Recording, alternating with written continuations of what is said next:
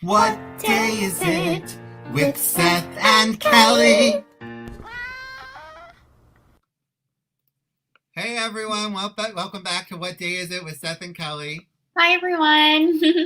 Welcome back. I can't believe it's already been another week, but I feel like I say that at the beginning of every episode. I know, I was like, all day I thought it was Friday, and then I was like, wait a minute, we didn't do the talk show this week. It must be Thursday. You thought it was already Friday, Seth? Yeah, I think it might have been wishful thinking. I was like, because I've been taking off Friday and Saturday from live streaming things. So, like, by Friday and Saturday, I can be like, whoo, oh, Sarah's here. Yeah. She literally knows all the guests this week. She is Oh, so excited. Sarah's going to be our guest next week on the pet episode. Because when you said let's do a pet episode, I thought of Sarah because she has, I think, 4 cats. Oh my God. That's a lot of cats. Well, hello, Sarah, in advance. I'm Kelly. I don't know what happened to my cat. Let's play the theme song one more time now that we have some What viewers. day is it with Seth and Kelly? I had Smee out, and he already left, so he doesn't want to say hi today. So what can you do? You can't force a cat to be in your show, you know? No. But, I mean, I have my cat ears on, so maybe that counts. I could be Smee. Meow. I could be the replacement Smee. No, they're not. No one could replace me. So how is your new apartment going? Oh my God, it's great. I'm so happy. Like, so much happier than I was, like, times a bajillion %, if that's even a percentage, which it's not. That's a large fake percentage.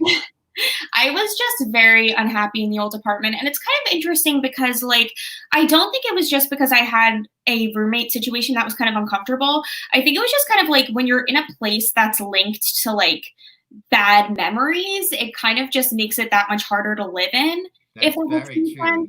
You have to, like, Sage. Actually, I had a really bad breakup just after moving to this apartment. But then one of my friends brought Sage over, and we exorcised all the spirits and the demons. Did you really? Yeah.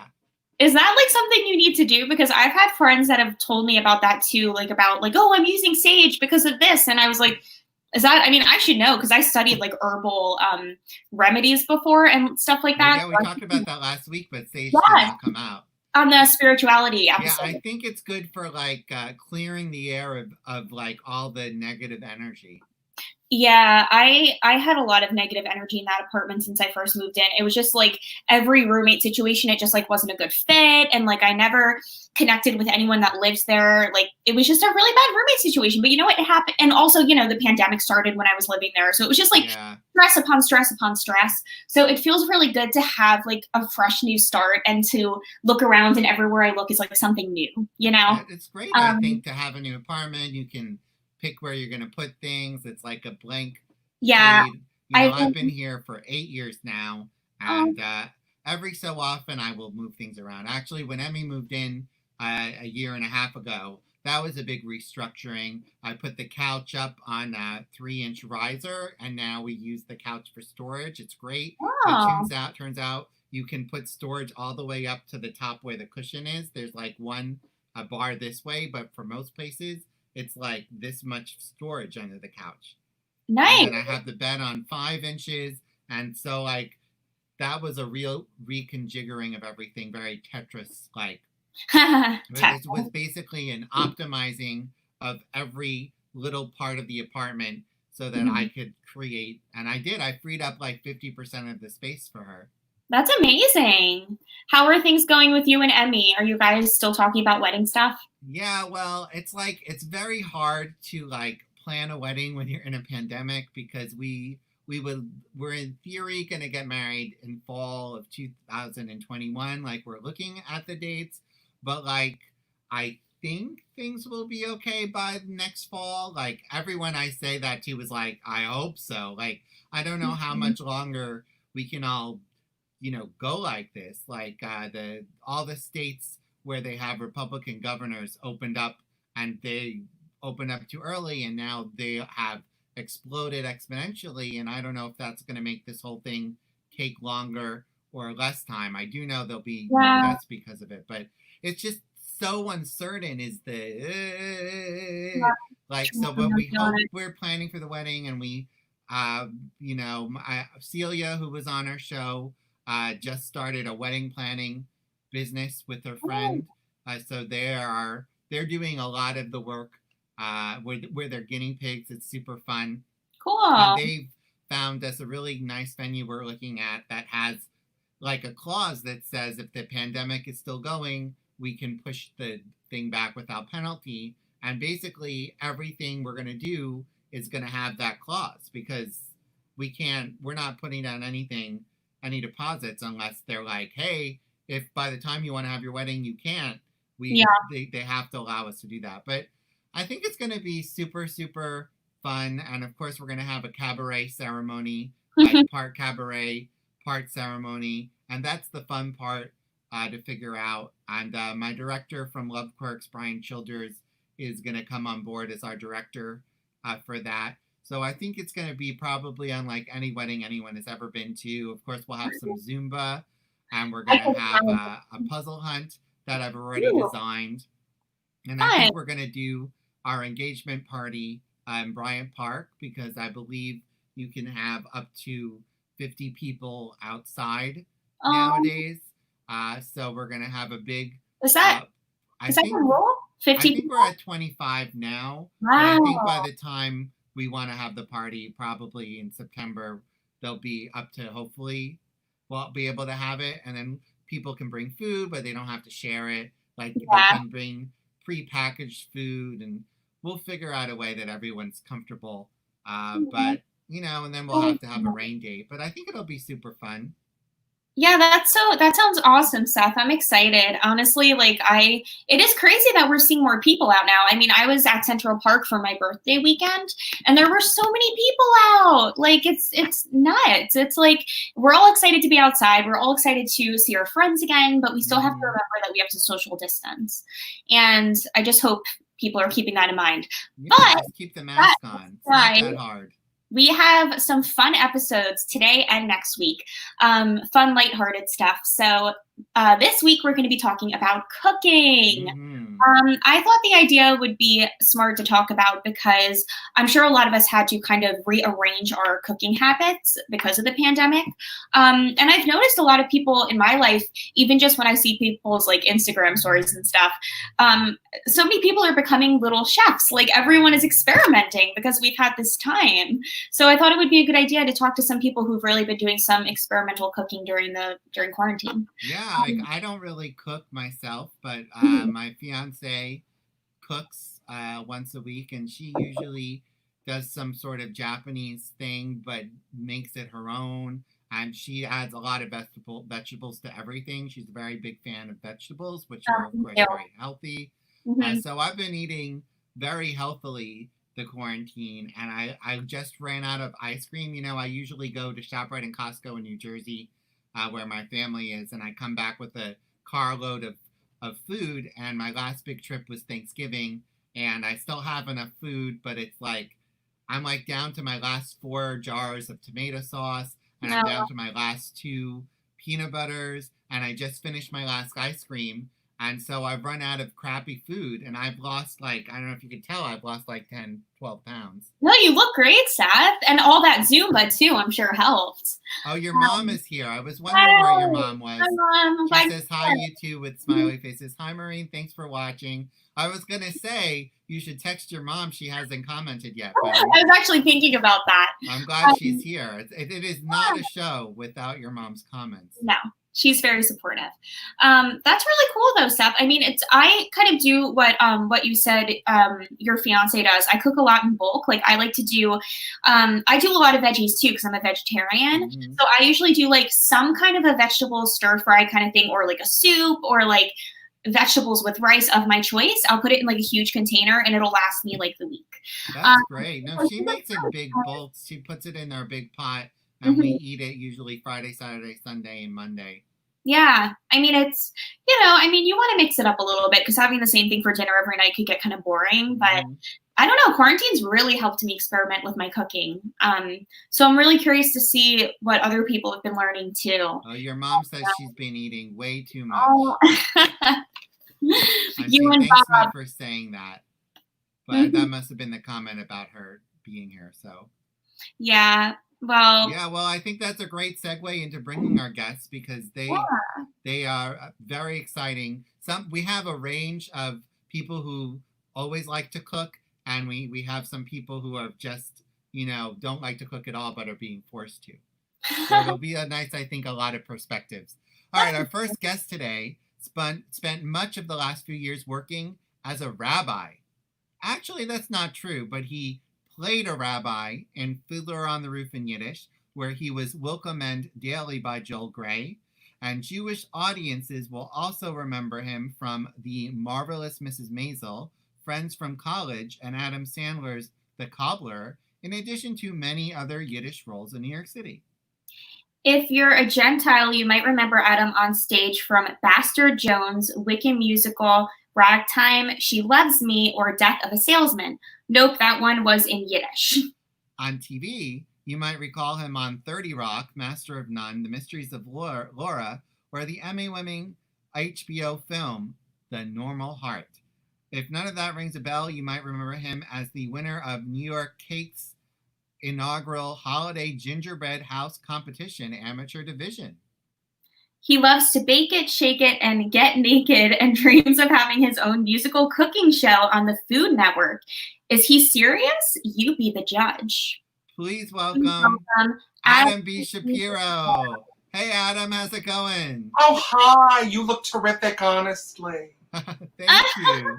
I would totally watch a singing music show on Cooking Channel. Otherwise, I never watched the Cooking Channel. Oh my gosh, I think they need their version of dinner theater. Yeah. Someone who can cook and give a show. You should just do it on YouTube and then build your following and then pitch to them. Yeah, it's been up here for a long time, but while I was doing Fiddler, I barely had time to shower, let alone do my cooking show. But don't worry, I still showered. I love that idea. I would totally watch that. I'm a big Food Network fan. Mm-hmm. I love watching the competitions too. Oh my God. I wanted to apply for a long time to be on Food Network Star, which they don't do anymore. I love that show. I used to love that show. Unfortunately, they had a rule that you couldn't be represented by an agent or a manager. Oh, that makes sense. And be on it. And I get it. They don't want tons of actors. And if you win, they want to handle you, with their people. And so I was always like, oh, if I ever break with my reps, that was the first thing I was going to do. But now they don't do it anymore. So did they cancel the show? They canceled Food Network Star? Yeah, I think 2 years ago. I didn't know that. I'm sad. Yeah. Oh, well, on a brighter note, thanks for being with us today, Adam. Thanks for having me. Of course. It sounds. We're in my kitchen. Oh, this is a perfect setting. This is awesome. Kelly's mom says hi, Adam. And Hi, Sarah says hi, Adam. And also Yorkshire pudding. Yorkshire pudding! That's a reference from the show Bastard Jones. Ah. Which I did in 2017 at the Cell Theater. And it was phenomenal. I loved that show. Whenever we can do theater again, I want to bring it back. I'm actually really relieved you knew what that meant, because I was like, I don't know what this is. I knew what Yorkshire pudding meant. Aw. Well, so it sounds like you've done a lot of theater, a lot of TV and film, and cooking is something else that came into your life that, I consider cooking to be an art, and I'm sure you feel big time. Back in 2012, it was a year that I had a international tour kind of crash and burn on me, and I came back to New York and nothing was happening, and I said I need to do something that's not theater related at all. I need something else to focus on, and I've always loved cooking. At that point I was okay at it, but I'd always loved it, so I started taking classes at the Institute of Culinary Education. Oh, cool. Which used to be on 23rd Street and now is somewhere downtown. I've not been to the new location. But it was great. Once a month I would pick a class of something that I didn't already know how to do, and I would go take the class. That's And awesome. so throughout the course of the year, I learned a lot and got really like serious about my cooking at home. And I love to have people over, which of course can't do right now, but you know, it's something I love to plan dinner parties, host Jewish holidays, you know, have all my grandmother's old recipes, and I love recreating those and seeing what spin I can put on it. And then about 4 years ago, I think about 4 years ago, I started taking cake decorating classes. Oh my gosh. That was something that I had always wanted to learn how to do, and I was terrible at it. Every time I would try, I would royally just fuck it up. And so it's not a piece of cake. What? It's not a piece of cake. It's not a piece of cake. So I said, I want to get better at this. I want to learn how to do this. So I went to New York Cake on 22nd Street, and I took some classes. And I came home and I started practicing. And I realized that they're still out. I have my tips, all my frosting tips. Oh wow! I put these on the end of a piping bag. Just the tip, ma'am. Just the tip. And it's really and I started getting much better at it. I started doing it for friends' birthdays, and then people started asking me to do it. And I did my friend's wedding cake about 2 years ago, which was really fun. That's so exciting. And during I might be in touch about that then. There you go. Totally. I could do your cake. During Fiddler, I would make a cake every time we would hit a 00. So like downtown, and we were never supposed to hit a 00. That was the thing. The initial run was supposed to be very short. So when we hit 100 downtown, I made a cake. And then we moved uptown and we hit 100 uptown, I made a cake. And then 200 and then 300. And oh my God. I made 2 birthday cakes for Jackie Hoffman. I made Joel Gray's birthday cake. Like, it was. That's amazing. It's fun. It's something I can do and contribute. Kelly's mom said, "You don't let any grass grow under your feet. Good for you." I That's great. I mean, that's awesome though, because like you have so many passions, and I think that's the best thing about being an artist is that like, you're never truly just kind of sitting there looking for something to make. I don't know, to make like your heart flutter when you have all these passions. So I think that's really beautiful that you found baking to be one of yours. I've always been very intimidated by baking because I know it's so different than cooking because I feel like it's very specific, right? Well, they always say cooking is an art, baking is a science. Yeah. Mm-hmm. If you're making like pasta sauce or something and you realize, oh, damn, I forgot salt or something. Right. You can add the salt and it's fine. If you're making a cake and you put it in the oven and then go, oh shit, I forgot baking powder, you're starting over. Yeah. Right. I will say I enjoy the decorating a little more than the baking, but you know, you have to do one to get to the other. Absolutely. And the decorating process, how would you describe that? Like, do you do all like the beautiful flowers and stuff? I do some flowers. Eventually I want to take classes to do more flowers. Yeah, it's, you know, I try to do as much with buttercream as I can because it tastes better than fondant. It just does. I'm getting hungry. But when I did, well, I'll make you something in just a second. Oh, yes. But Please, I did prepare something for you. What? Oh, yeah, I'm excited. What have you prepared for us? Well, I'll get right on it. I didn't want to actually like turn anything that heats the kitchen because it's warm, but I have an incredible special fruit salad that I want to make you. It's very healthy and it's very easy and it zhuzhes up, you know, just an ordinary fruit salad. Oh my God, I'm so excited right now. I didn't think you would be cooking for us. Ow. What a fruitful discussion. Yes. So what I've got here is just about 5 leaves of fresh basil. Okay. And 5 leaves of fresh mint. I love basil. Take it over here. I'm going to knock shit over, and I'm going to give it a quick little mince at this very so flattering angle. While I'm doing this, I'll give you the origin story of this. Two very good friends of mine, Stacy Perlman and Rob Langeter, they got married in 2014, and I was invited to Stacy's bridal shower. And I asked her maid of honor, who's a friend of mine, and we're both foodies. I said, "What can I bring?" And she said, "Can you make a fruit salad?"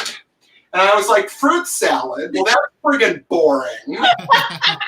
And then I said, "No, wrong approach. We're going to figure out a way to make an incredible fruit salad." I'm so excited. I'm going to try this. Yeah, so we've chopped up the mint, and then I've got here about 1/3 cup of lime juice. Oh. Okay. So we're going to put that.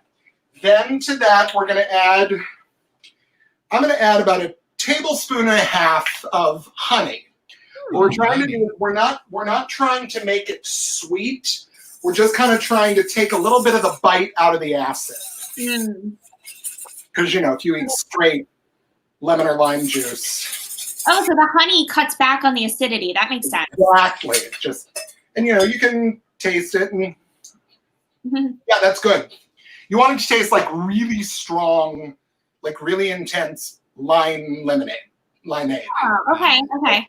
So then you're going to take your bowl of fruit, which I have already prepared. Oh, lovely. See, I watch a lot of Food Network, so I know where to put the swap outs and where I feel like I'm watching the Food Network. No, you definitely should have your own show. Yeah. And then I'm just going to throw our chopped herb, our chopped basil and mint, and then drizzle on the lime. It's almost like we're making a dressing for a salad. Yeah, like a salad. Because then all you got to do is toss it around and then put it in the fridge and let it chill for, I would say, at least a good hour. But this is a good one to make if you're having a party, because you can put it in the fridge and, give the fruit some time to marinate. Right. So you can make it, you can make it in the morning and then have it ready. And look how beautiful and colorful that is. Good. It looks beautiful. Oh, And man. see, I'm a big fruit eater, but the one thing I don't particularly care for is melon, and that is so often the base of a fruit salad because you can You're get a not in lot. the melon camp, like the singer melon camp. I'm a cougar. I'm not a melon camp. Oh.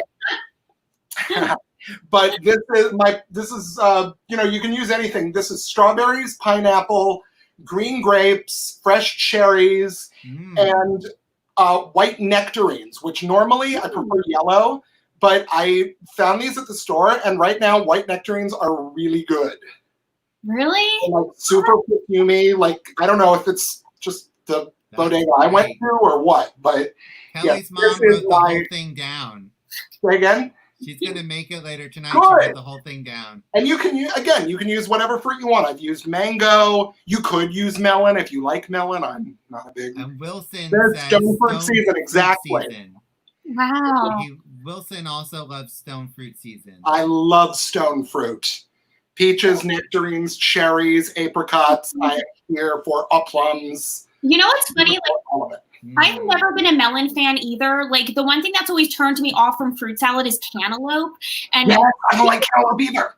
I feel like it gets soggy. Like, it just gets like kind of, I don't know. I mean, it depends on the person, but my mom and her family love fruit salad. Like, every family occasion, we always have a giant bowl of fruit salad if you don't want cake. So I feel like now this is going to be a new tradition, maybe. Yeah, but fruit salad is a great thing because fruit is wonderful. But it can just get a little bit boring if it's just a bunch of cut up fruit in a bowl. Exactly. So just adding a little bit of chopped herb, a little bit of citrus, you would not believe the difference it makes. Well, my mom told me I can't elope, and that's why we're having a wedding. Oh my God. And the fiance said, "Oh, please, honey, do." And then I'll have a plum with a plum These are the best puns so far today, I think, on the show. Thank you. I could do fruit puns all day, but we're going to move on, Adam. We'll see you back at the end for a roundtable. Thank you you so much. And thanks for the recipe. Yeah, I am starving now, but we're going to keep going on with our show. Yes.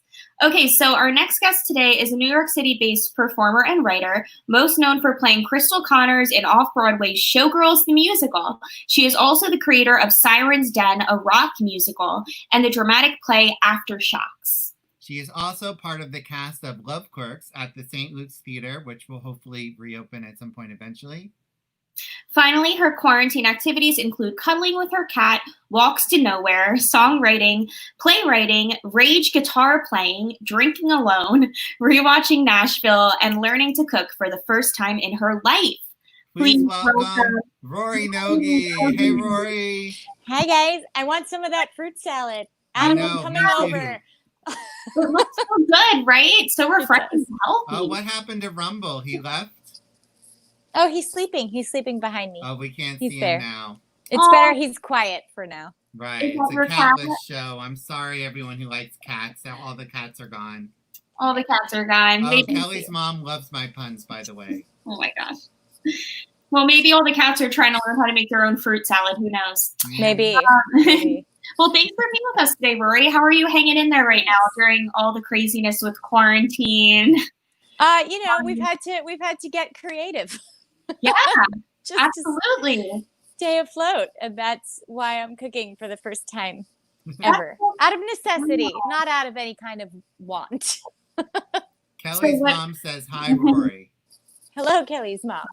She's like our co-host, nice to meet our you. third co-host. Yeah, cool. Kind of. So that's awesome though. So what have you been experimenting with, or what was the first thing you tried? Well, I guess I asked my mother, like, before quarantine happened, like, I live alone now, like, I have a new apartment as well, and I was like, maybe I should learn to make something. But when she comes over, she's just way too advanced. She has no idea how to go back to the beginning of someone who's like, I don't even know how to turn the stove on. You can never go back to before. We can't now. But like, I've confused ovens and dishwashers. Like, I don't know. So then my sister came over, and my sister, who also barely cooks, is like, look, I learned to make this chicken marinara situation, mushrooms, red wine. If I can do it, you can do it. And I need to be very hands-on to learn. So like, I chopped the garlic and I put it in the oil, and I was like, okay, it's just like a couple ingredients, like knowing when the chicken is done, how you check, things like that, rolling the chicken in flour so that it's a little crispier, things that I like never knew about. So then, so she's gone, and it's like a few weeks later, and now we're in quarantine, and I have no money. Like, I've lost all my jobs. There's no income. I didn't see unemployment for 2 months into quarantine. So I was like, I can't buy food. Plus everything is closed. There's no way to get food anyway. Yep. So I was like, I'm going to have to do this or I'm going to die. So I decided I was going to try to recreate the chicken marinara by myself. But I thought I could royally mess this up and it would be hilarious. So I'm going to do it live. and then people can watch. So it started as a one-time thing, like on Facebook Live, and I wore lingerie just so people would tune in, right? and then the chicken came out really good, and I did like a taste test, and I sang at the end of it because that's what I really do. Like, I don't know anything about cooking, but then it turns out the combination of like me hosting and doing it live and messing up and making jokes and singing, people started watching, and they were like, hey, when's the next one? And then the next thing I know, people are sending me recipes and telling me that I've inspired them to cook or like try whatever recipe I was doing, which is not anything I ever thought would happen. But now I have a weekly show called Panties in the Pantry, because people will watch you do anything when you wear your underwear in the kitchen, which is not great for... They won't watch me do anything when I wear my underwear. So not for everyone. Yeah, maybe. Just to be clear. Who knows? You can wear your boxers. I wouldn't recommend it though, because of the oil burn. Like cooking practically naked. It's not the best idea. Not a good idea, Seth. Yeah. Not the best. But yeah, it's a weekly thing now, and people are tuning in. And I tell people this is not a how-to. it's a tell me what I'm doing and like be there live with me so that when I have questions, it can be like a collaborative effort. And I've made Thai curry shrimp, honey mustard chicken. I made a whole meatloaf like with my hands, and that'll last you for a month because you could just put it in the freezer. So I've learned just from scratch, and now I'm trying to make it entertaining and money saving all at the same time. Oh my gosh, that is so cool. Where is your show? Is it on Facebook Live or is it on YouTube? Yeah, it's on Facebook Live. I don't know can you do a YouTube Live, or does YouTube have to be all pre-taped? Oh no, you can do a YouTube Live. You can do a YouTube Live. We're on YouTube Live right now. Yeah, well, Seth, you have. Yeah, well, the platform I use is StreamYard. It goes out to Facebook and YouTube at once, but you have to pay for it monthly to have it be two at the same time. Well, like YouTube itself, you can do a YouTube Live, but if you don't have any subscribers there, nobody knows to tune in. So Facebook is better. But Facebook because let you put out videos from non-Facebook sources anymore. Right. But it's a little bit naughty, and I'm not charging money for it, like on a fans only. So that's why I put it on Facebook, where I know it's only my friends and people that I've accepted. I don't generally make it public unless someone really asks. So it's just available to my friends list, but I don't know. I might expand. We'll see. Adam said he learned the hard way not to fry food without a shirt. I did. I got a little crotch oil burn and a little oil burn. But and Kelly's mom says sex sells everything. LOL. Oh, wait. Well, thank you, Mom, for that. Thank you, Kelly's mom. And Sarah says, never cook bacon with your shirt off. Cosmo from the Fairly Odd Parents. Okay. If Cosmo said it, that is some golden advice there. Oh my God, I just want to say that is so cool because like you just did it like, okay, I don't know how to cook. I'm just going to do this. Why not do it live? Why not? And you actually found out that people started to enjoy it. And like, do you think that gave you more of a love for cooking? Like, do you feel like your relationship with it is different now? Like, I don't know that I'll ever love it. I've never been a food person. Like I eat because I have to. Like I don't like food. But I'm no longer scared of it. Like the first show, I was like, gotta turn on the stove now. And now like I can have 3 burners and the microwave going at once. And I was like, just kind of getting a feel for it, getting used to it, I think. I want to do your show. Yeah, I should have guest stars and everything. And I also like the money saving aspect of it a lot. Like I made my own salad, my own dressing the other day. That would be a $15 salad if you put in the chickpeas and the, all the things that you add. And I spent like $6 at the grocery store and had salad for days. So it definitely helps you save money. That's for sure. Yeah, absolutely. That's a good life skill. I love saving money. That's like one of my favorite things in life. Oh, I know. Yeah, that's what we all need to work on now, especially with everything going on. But that's so cool. I at one point, I'm a YouTuber, so I have a YouTube channel, and I at one point actually tried to do my own cooking show on there too. I called it Kelly's Kitchen, and basically I just tried to make things, and I kind of just like talked throughout. But it is funny because like I didn't take it too seriously, and it sounds like you have fun with what you do, and that's like the most important part. Oh yeah. I love making fun of myself. Yeah. I think there was only one big mishap, but I did follow the recipe. But I was making pesto pasta, and it told me to put the pre-made pesto jarred sauce on the oven, mixed up with like onion and garlic, even though all of that was already in the pre-made jarred dressing. But so I put all that on the oven, and it just burned to a crisp, like very, very quickly. No. And I'm like, oh, so I don't need to cook pre-made jarred sauce. Now we know, but like on camera, learned that. Now we know. Thank you. And everyone, I went back to the comments. Everyone was like, no, put it on low heat. Don't do it. And so it's really funny to go back and forth, like reading everyone's instructions and comments and trying to control the stove and not burn my body at the same time. It's hard to do that on Facebook. When I'm on my phone on the Facebook Lives and the comments come in, I can't always see them because I have the phone over here. And I'm like, what are people saying? I usually read those after. Exactly. Well, I catch the ones that I can that come in the moment. Yeah. And I bought rice. Like the first rice that I made was Trader Joe's rice, where it was in the freezer and it just needed to be put in the microwave for 3 minutes. But I ran out of that, and I had to get the real rice. It's like this much, and I had to make it on the stove. And I'm like, okay, well now do I do I put this in the freezer? Does it go in the fridge? Can it just go in the cap? Like, I had no idea. So people had to help. It's fun when you start with a zero knowledge. Oh my God. A lot of rice here.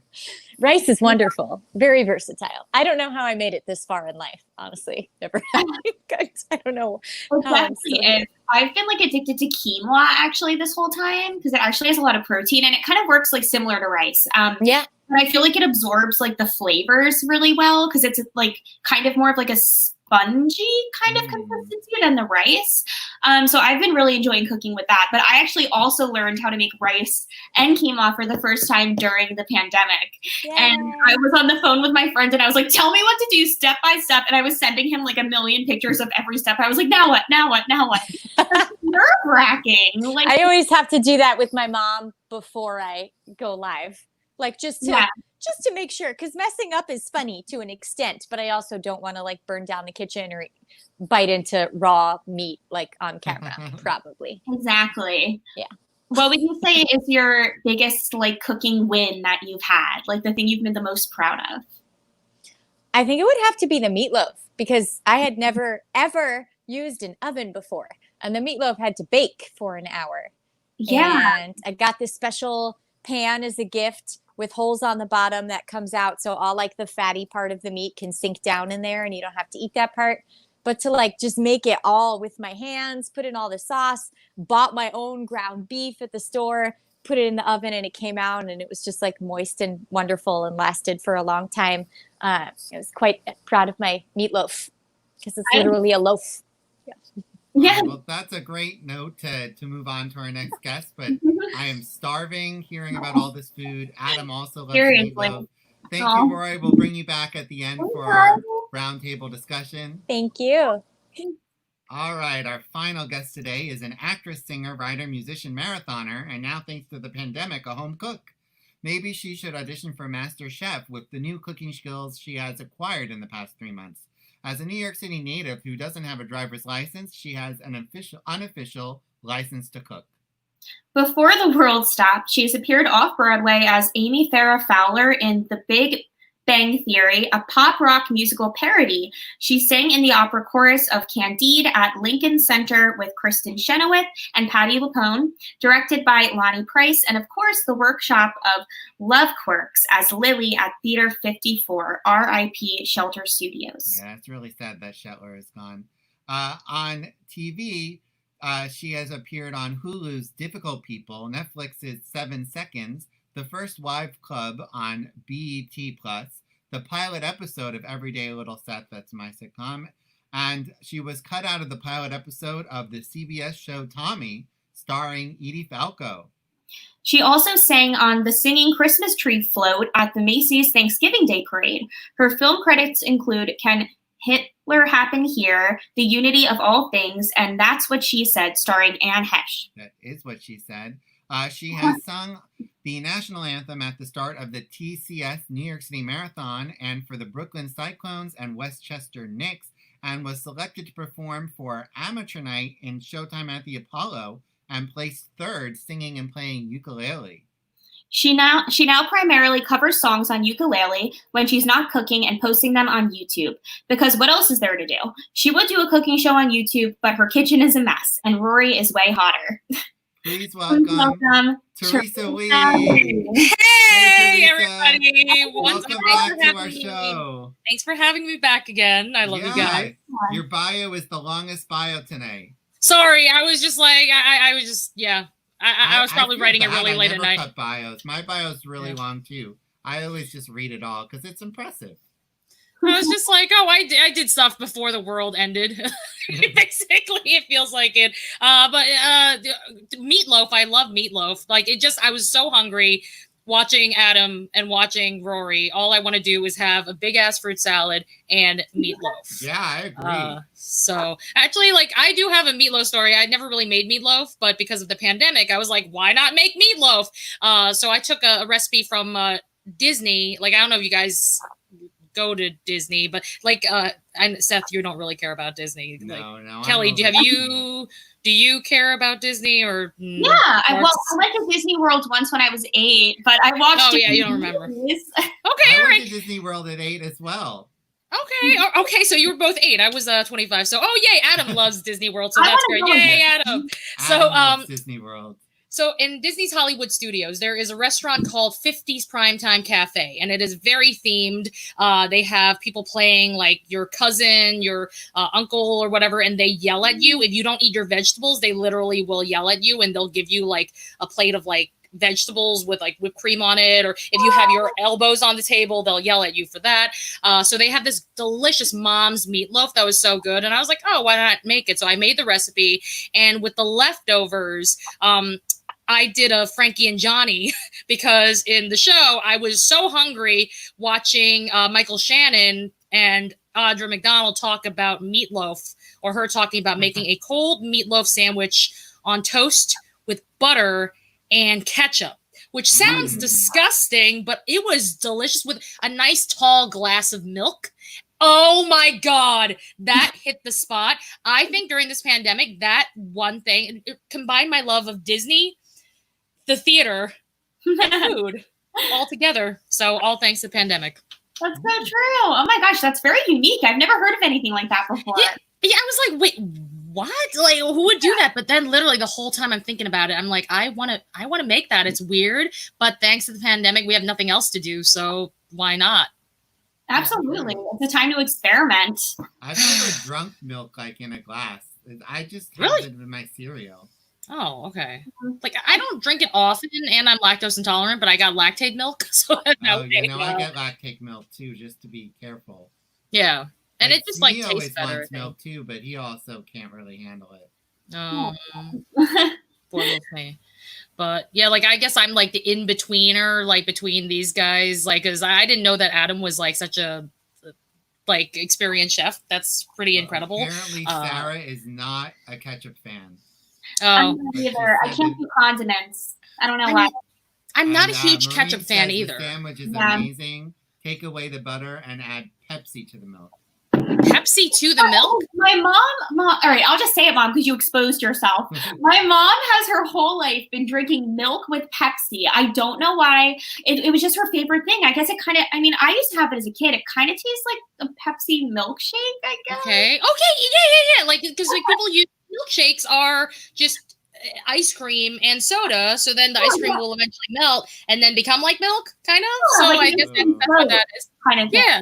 My father loves ketchup. My father grew up with ketchup on everything because they were really poor. He puts ketchup on everything. On eggs, on every sandwich. So, unlike Sarah, my father likes ketchup.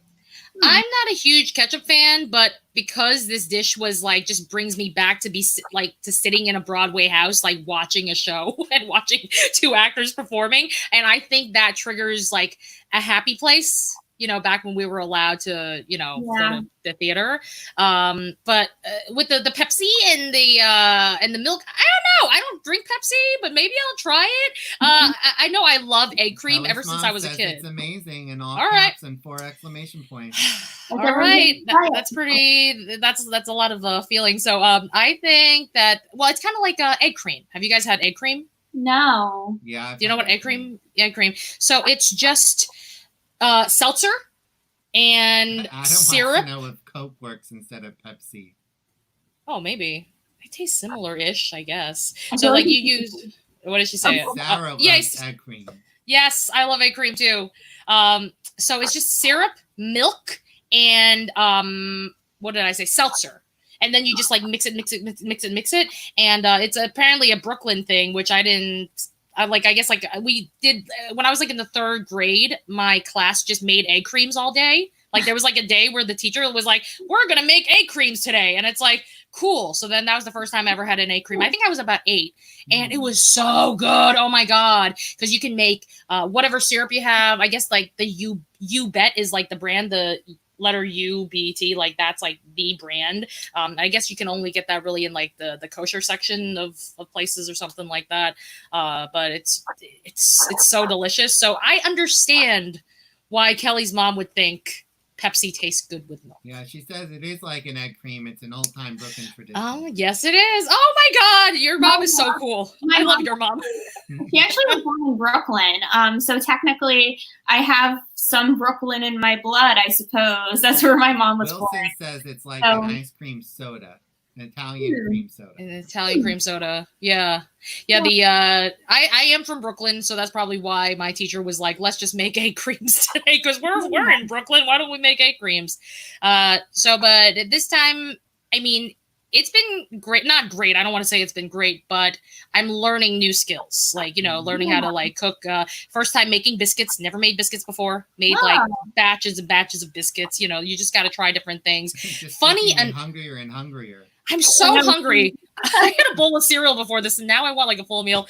I had not funny enough, but I come from a Chinese background. My parents, like my family, like they're Chinese, so I grew up eating like Chinese food, real Chinese food. And the one thing I can't really cook that well is Chinese food. Like I tried to make Kung Pao chicken, and it just like didn't taste right. I'm like, what is this? I do make a good fried rice. That's one thing I do well, but I just like I tried to make scallion pancakes and they just weren't the right consistency. Like I watched we got the Food Network app. So then that way we can like watch. Sometimes you can watch these like celebrity chefs do it like live, like Bobby Flay, like he's like cooking live, and then you see his cat like meowing in the background because he's like they're all cooking from home now. So we spent the money to like just watch these chefs like cook. And I just can't do Chinese food. I don't know why. I just got to practice. I guess just practice makes perfect. Mom wants to know where your Brooklyn accent is. I don't know where my Brooklyn accent is. I'm from Brooklyn, and that's the thing. I grew up in Brooklyn, Chinatown, but I watched a lot of Sound of Music, so maybe I just don't have an accent.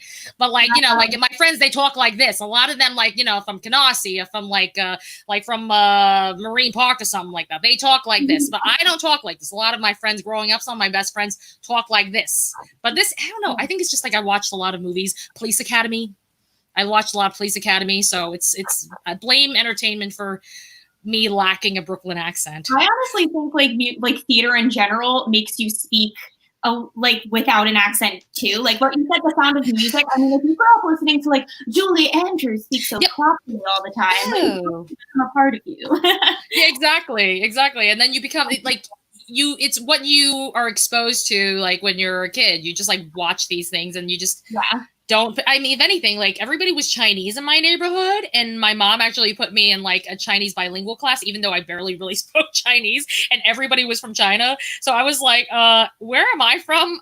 I guess I'm from China, but then I realized, I was born in New York Hospital. I'm not that interesting. So, but yeah, like but cooking was something like my family always cooked. Food meant love. Food equals love. Like, and now that we are basically forced to be home, like I think that nothing shows that you love someone like I love cooking for my husband, like he cooks for me, like, and that's our way of saying I love you, and that's just how it's that just brings me like like just fond memories of being with family and stuff like that. And that's why food is important to me. I love that. And that's so I was just having this conversation with my friend too. Like, I really think like that's the important thing with cooking. Like it could really take you back to a specific memory and kind of like transport you in time. And I think that's why it's so special. Like I still remember like little things my mom would cook for me growing up, and I immediately reverted back to being a kid, So what have you always enjoyed cooking, Teresa? Like, has it been something, do you feel you've been doing it? Well, obviously everyone's been doing it more because of the pandemic, but I've always enjoyed cooking, but I never really had time to cook. Like I never had time to learn things, So then now like I'm learning new things. I'm baking, it's it is like what Adam said before. If you like mess up and you forget your baking soda or your baking powder, you got to start again. It's a science. It's not like savory foods where you taste until it's perfect, and then you just add and like subtract, and you remove some acidity, you add some sweetness. When you're baking, if you don't do it right the first time, you got to start all over again. And I respect, like after this, I respect bakers, pastry chefs, because like this is hard. This is like really freaking hard. And I've been binging all these cooking shows, started watching Top Chef. I think I'm on like season 7 now of Top Chef, like since the pandemic. So, and the one thing that's like the Achilles heel for these like really like established, like James Beard nominated Michelin starred chefs is baking. That is like, like literally you see, they say, oh, we're going to do a baking challenge. And they're like, like kill me sooner. So You know, in every cooking hard. show, they're like, no baking challenge. And that's like the key. Like if you're going to go on a cooking show, learn how to bake. Like that is the most important thing. And it is something it really takes like it's a scientist. It's food science. That's the name. You're a scientist. But I've always loved cooking. But I never really had time to do that much of it. So a lot of seamless, just like, but I'm trying to like support local if I can. So I'm trying not to like go through seamless if I can help it, knowing how much they're taking away from people. But I mean, best thing to do right now is cooking, and but cooking doesn't really actually make you lose weight, like, and that's a lie, because they were always like, oh, you eat at home and then you're going to lose a ton of weight. That is not true. No, unless you have like Emmy in your house, like making you like vegetables. Yeah, I'm eating mostly vegetables all the time now.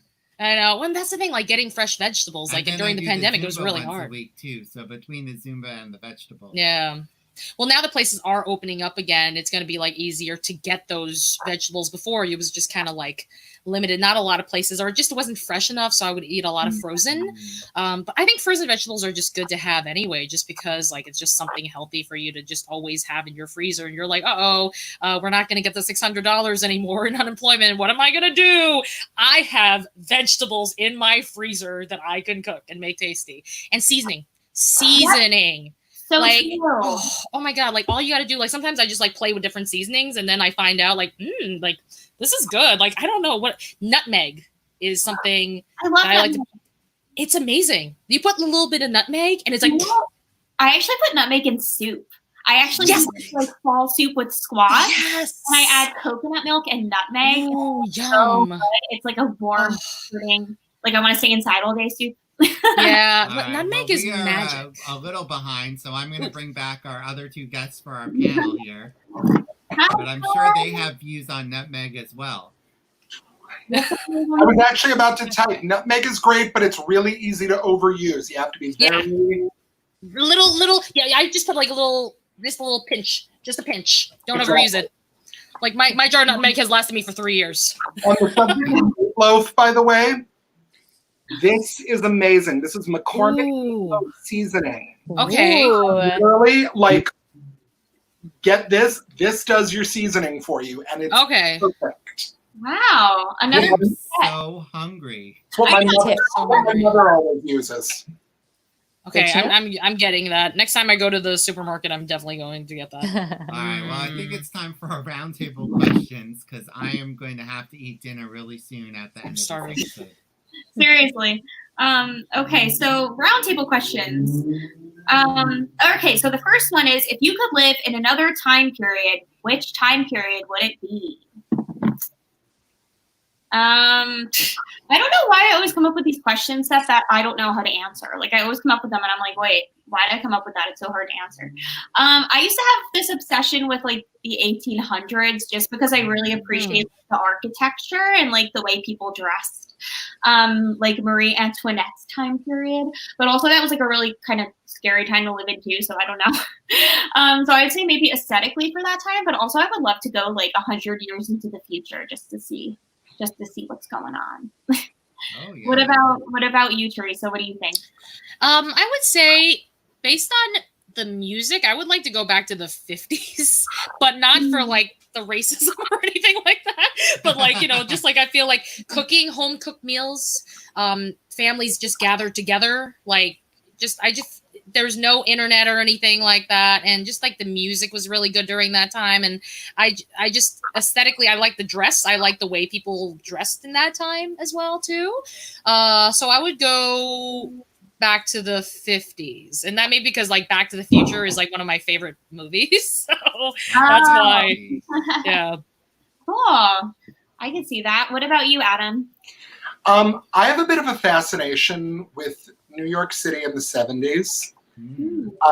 It was sort of the last time that New York really had that grit.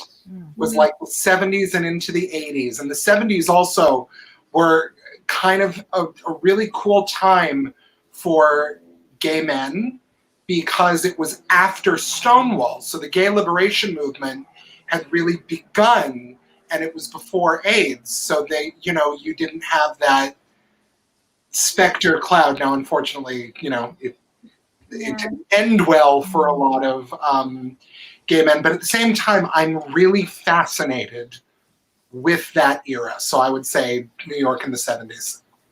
Totally. That's an awesome answer. What about you, Rory? My first thought was, does a year ago count? Yeah, sure. Anything but Agreed. now. Anytime but now. No, but I think late 60s, early 70s, I think me during the whole free love, let's all sleep around and not care. I think that would have been a lot of fun. And also the fashion and the music back then just seemed like a really awesome time to be alive. Totally. I actually agree with you. I would say the 70s too for me, actually, probably even more than the 1800s, because I don't know, I was in a production of Hair the Musical once and it changed my life. Yeah, more of that. Yes, more of that. What about you, Seth? I would say definitely Tin Pan Alley, which would be late 30s, because in those days, and vaudeville, I think I would have done great in vaudeville. Yes. I saw a psychic once, and she told me in a past life I was a vaudeville star, and I think that is probably why I think I should be famous, because in my past life I was, and I think I could have been Cole Porter, I could have been Irving Berlin, I could have been Gershwin. I've written 300 or 400 songs at this point, and it's just my style is not the popular style right now, and I think back then it would have been, and I would have had huge success writing music and songs. They would have been, I think, wildly done in those days. Totally. That's so crazy. I went to a psychic once too. But the psychic was wrong. I was supposed to be married with kids at 22. I was like, no. Okay, so probably just assume things. All right, so I got the second question here. What is your favorite season and why? I like the winter because I was born in the winter. I also don't like the sun, so I like the fact that there's not as much sun. And I also don't mind the cold because I have hair all over my body. So I am a winter person. I love Game of Thrones because winter is coming. Kelly, what is your favorite season? Definitely summer. I'm a summer baby all around. But I don't know, as I've gotten older, fall is a close second. I feel like I'm kind of equal on summer and fall because I feel like fall has the cutest fashion and the most fun activities to do. All right, well, I won't tell summer that you might choose fall. Teresa, what is your favorite season? It was always fall, but then we only get 3 days of fall in New York City now. So I hang on to the 3 days just because when crisp fall weather and just being able to wear a long coat or something like that, but not too heavy, not a puffy jacket, and just the leaves falling and just the fashion. I'm not a fashionista by any means, but I just love the muted colors, the burgundies and all those rich colors, and it just something in the air when it's a real true fall day just smells I don't know, it just puts me in a happy place. All right, and Kelly's mom says I am famous, and I appreciate that. Adam, what is your favorite season? I am a fall guy all the way. I love the crisp weather. Everything I love is fall. The crisp weather, the fun activities, the flavors, the holiday. I mean, Halloween and Thanksgiving. Come on. I love Halloween. Yep. Love Halloween. Thanksgiving, Rosh Hashanah. Thanksgiving. Yom Kippur, no eating. Opposite of this episode. I even like Yom Kippur. All right, Rory, what's your favorite season? Okay, well, I do love fall fashion the best. I'm going to have to go with spring because it really feels like rebirth. You've just come out of this cold, dark winter where you just want to hibernate, and suddenly it's warmer and flowers are coming out and things are starting up again, and you just want to be outside, and it kind of just feels like new beginnings every time spring rolls around again, and it's like a positive energy after dark, sad winters. Yeah, we got all 4 seasons there. Yeah, I think Kelly has our I final just question. giggle because that's how fall feels to me. yeah. Yep. after the hot, sweaty Yes. summer, fall is when I start to wake up. Yeah. Well, we'll see each other in passing. Exactly. Bye. Okay, so the last question is, if you could dye your hair a crazy color, what color would you dye it? I'm actually working on that right now. I'm going back to pink. I go back and forth between like rose gold and blonde. Well, right now I'm a brunette naturally. My roots are really bad because of pandemic, but I'm getting close to going back to pink. I'm slowly working on it. I love a pastel pink in my hair, so I've actually done it. What about you, Teresa? I used to, when I was a teenager, I used to dye my hair crazy colors all the time, but my favorite color to dye it was, I would bleach it first because I have like dark black hair, and I would bleach it by myself, like, and then buy like $3 bleaches, and then use Manic Panic purple, like the purple color. So just like, I had purple hair, and I wish I had pictures of it, but back then, like the 90s, nobody really took pictures. And when I was like a goth kid, so it's not very goth to like take pictures of yourself. So, so if I could, and I was thinking about it, I was legit thinking about it. I was like, oh God, I'm getting old, and I'm gonna like mess up my hair really bad because like I'm old, and what if it doesn't grow out to be the same texture? Because like right now I have pretty strong hair that I'm scared that I'm gonna mess it up because I am old now. So, but if I were to dye it back again, purple all the way. Nice. That would be really cool. I think you could still rock a purple. What about you, Adam? I played with some hair colors back in my college, early 20s days. And I never wanted purple or blue or green, or it just, that wasn't anything that I felt worked for me. I did play with blonde. I made a really interesting blonde. This was before the beard. This was when I didn't have a beard, so I could do more up here. I played with some red for a while, and that was fun.